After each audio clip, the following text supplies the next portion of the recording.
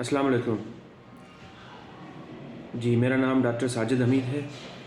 मैं एक न्यूरोलॉजिस्ट हूँ, दिमागी बीमारियों का माहिर, और मैं सब नाज़रीन को अपने चैनल पे खुशामदीद कहता हूँ। मेरा इस वीडियोस का मकसद दिमागी बीमारियों के बारे में मालूमात देना है, ताकि जो लोगों को इन बीमारियों के बारे में पता चले और सही से अपने आप को बचा सके या इलाज करवा सके। इसलिए आप इस चैनल को सब्सक्राइब कर लें, ताकि जो भी मेरी वीडियोस आएँ वो आप सुन सकें, या आपके कोई कमेंट्स हों या कोई ऐसी बीमारी हो जिसके बारे में आप मज़ीद जानना चाहें तो बता दें, ताकि नेक्स्ट वीडियो के हिसाब से मैं बना सकूं और सबकी रहनुमाई हो सके।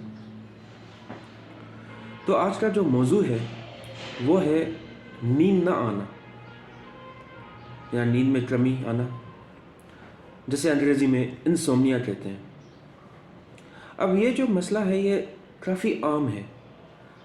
हर दूसरा इंसान इस मसले में मुब्तला है और शिकायत करता है कि उन्हें नींद नहीं आ रही, और काफ़ी लोग तो उस वजह से काफ़ी दवाइयाँ भी लेते हैं जो नींद कराने में मदद कर सकें, और वो दवाइयाँ काफ़ी अरसे तक लेते रहते हैं, महीने सालों तक लेते रहते हैं, क्योंकि दवाइयाँ बंदे को आदी भी कर देती हैं, तो दवाइयाँ फिर छोड़ना बड़ा मुश्किल हो जाता है।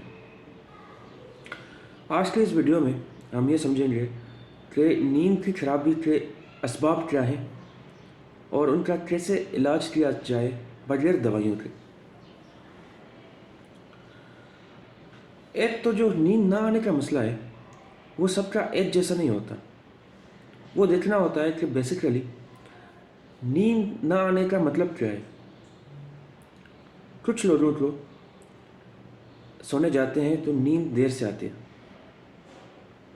कुछ लोगों को नींद तो जल्दी आ जाती है लेकिन वो बार बार उठते हैं, जैसे पूरी रात में 4-5 दफ़ा उठ गए तो उनकी नींद डिस्टर्ब रहती है।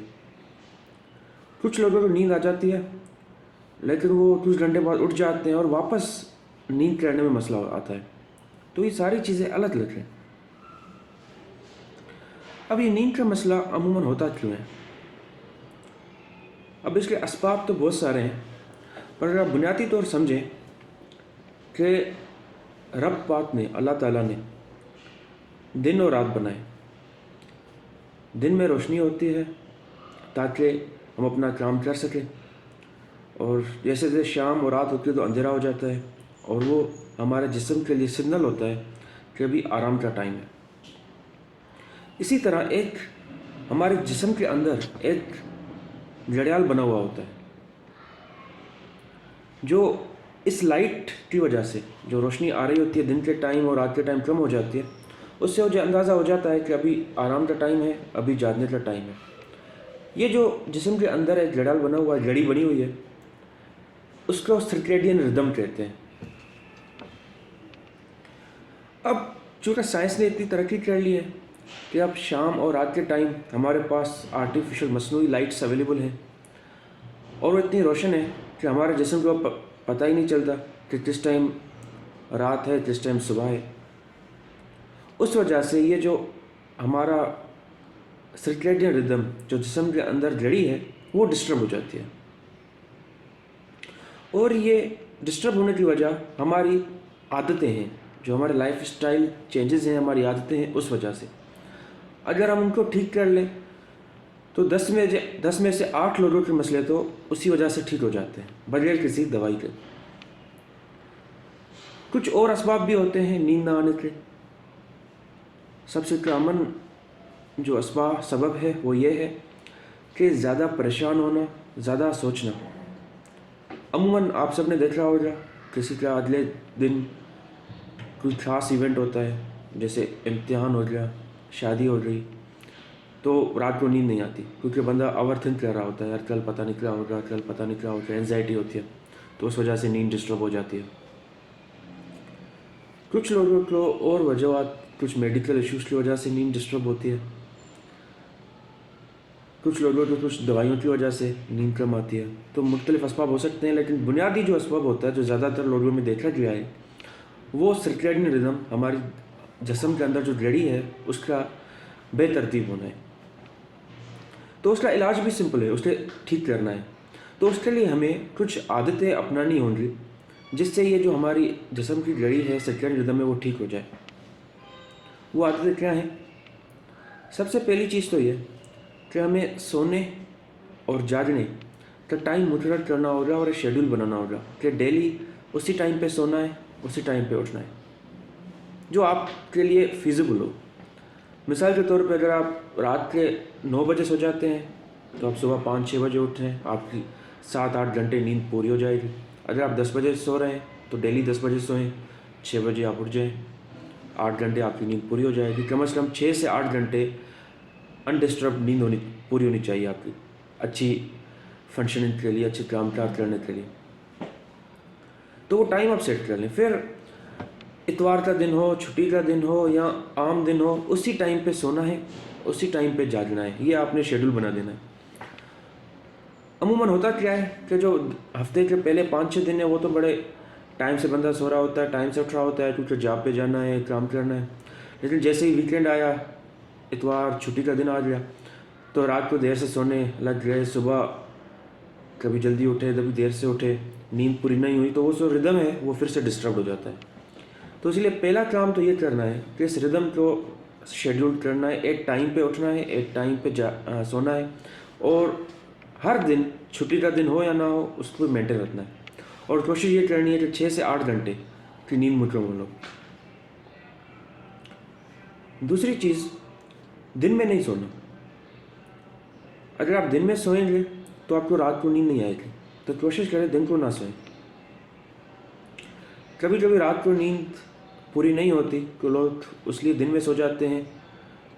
आप दिन में ना सोएं, हो सकता है 1 दिन 2 दिन आपको तकलीफ हो, लेकिन आप दिन में नहीं सोएंगे तो आपको रात को नींद फिर अच्छी आ जाएगी। कुछ लोग शुरू से ही दोपहर में सोते हैं। अगर उनको नींद दोपहर सोने से रात को मसला नहीं होता तो वो सो सकते हैं, लेकिन वो जो आफ्टरनून नैप होता है, जो दिन में सोना होता है, वो रिकमेंडेड है कि सिर्फ 30 मिनट, 20 से 30 मिनट सोना चाहिए, तो 2-3 घंटे नहीं सोना चाहिए। अगर आप इतना टाइम सोएंगे तो फिर रात को नींद आपकी डिस्टर्ब होगी। तो इसीलिए या तो दोपहर ना सोएं, अगर सो रहे हैं तो आधे घंटे से ज़्यादा ना सोएं।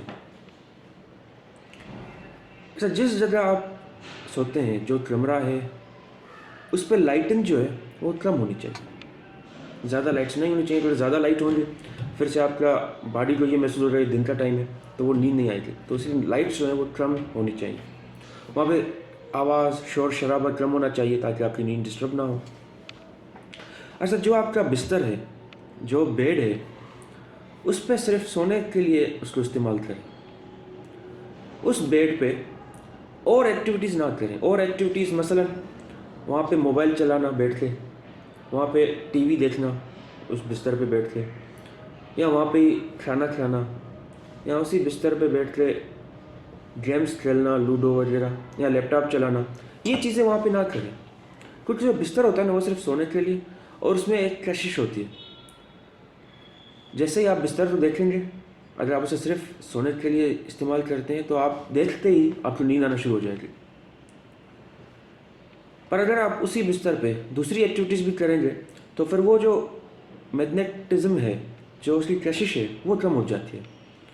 फिर आप बेड पे उतनी नींद नहीं आती उन लोगों के बनस्पत जो सिर्फ सोने के लिए बिस्तर को यूज़ करते हैं। अगर आपने टीवी देखनी है, आप टीवी लाउंज में देखें, किसी और जगह पे बैठें, जो बिस्तर है आपका वो सिर्फ सोने के लिए इस्तेमाल करें। कोशिश करें सोने से 2-3 घंटे पहले, सपोज़ आप 10 बजे सोते हैं तो 7 बजे के बाद आप चाय, कॉफ़ी या कैफ़ीन वाली कोई चीज़ इस्तेमाल ना करें। तो कैफ़ीन से बंदा मोर एक्टिव हो जाता है, अलर्ट हो जाता है, तो वो आपको नींद करने में मुश्किल पैदा कर सकती है। कोशिश करें नींद से जो आपका टाइम है उससे 2-3 घंटे पहले टीवी का इस्तेमाल ना करें। टीवी की जो रोशनी होती है, ब्राइटनेस, उससे आपकी नींद डिस्टर्ब होती है। एक आम चीज़ जो देखी गई है वो ये कि लोग मोबाइल यूज़ करते हैं काफ़ी देर बिस्तर पे लेटे हुए। अब मोबाइल से 2 मसले होते हैं। एक तो जो मोबाइल की लाइट है, अगेन वो आपकी लाइट आँखों में जाएगी और जो नींद वाला सिस्टम है वो डिस्टर्ब होगा, क्योंकि दिमाग ये इंटरप्रेट कर रहा होता है कि शायद इतनी रोशनी है, अभी वो सोने का टाइम हुआ ही नहीं है, तो आपको नींद आने में मुश्किल होगी। दूसरा, मोबाइल चलाने के लिए आप अलर्ट रहते हैं, मैसेज पढ़ रहे हैं, कमेंट्स पढ़ रहे हैं, दूसरी चीज़ें या कुछ देख रहे हैं, तो आपका जब अलर्टनेस होगी तो आपको नींद नहीं आएगी। तो इसीलिए मोबाइल को या तो आप बंद कर दें या साइलेंट कर दें और बिस्तर से दूर रखें, ताकि ऐसा ना हो कि अगर आपको नींद नहीं आ रही आप उठा के बार बार चेक कर लें, उससे तो नींद और डिस्टर्ब होगी। जब आप सोने जाएं और अगर आपको सपोज़ 15 मिनट तक नींद नहीं आई, तो वहाँ पे लेटे ना रहें कि आप सिर्फ करवट तब्दील कर रहे हैं, करवट बदल रहे हैं, आपको नींद नहीं आ रही, उससे क्या होगा और परेशानी होगी। या बार बार टाइम ना देखें, यार अभी 3 घंटे बचे हैं सुबह उठने में, अभी 5 घंटे बचे हैं, ये ना देखें, उससे और परेशानी होगी और सोचना होगा, नींद और डिस्टर्ब होगी। अगर आपको 15 मिनट तक आपने सोने की कोशिश की है और आपको नींद नहीं आई, तो वहाँ से उठ जाएं, बाहर आएँ और बाहर आके टीवी ना चलाएं, फिर टीवी चलाएंगे फिर से नींद डिस्टर्ब होगी। मोबाइल ना चलाएं, मोबाइल चलाएंगे नींद डिस्टर्ब होगी। क्या करें, बाहर आके कोई किताब पढ़ें, कोई अखबार पढ़ें, कोई पढ़ने की चीज़ जो है वो करें। थोड़ी देर पढ़ें, 10 मिनट, 15 मिनट, आधा घंटा। जब आपको महसूस हो कि अभी फिर से नींद आ रही है, फिर उसको बंद करके वापस अपने बिस्तर पे चले जाएं और सोने की कोशिश करें। उसके अलावा जो चीज़ बहुत हेल्प करती है, मदद करती है नींद आने में, वो है वर्जिश, एक्सरसाइज।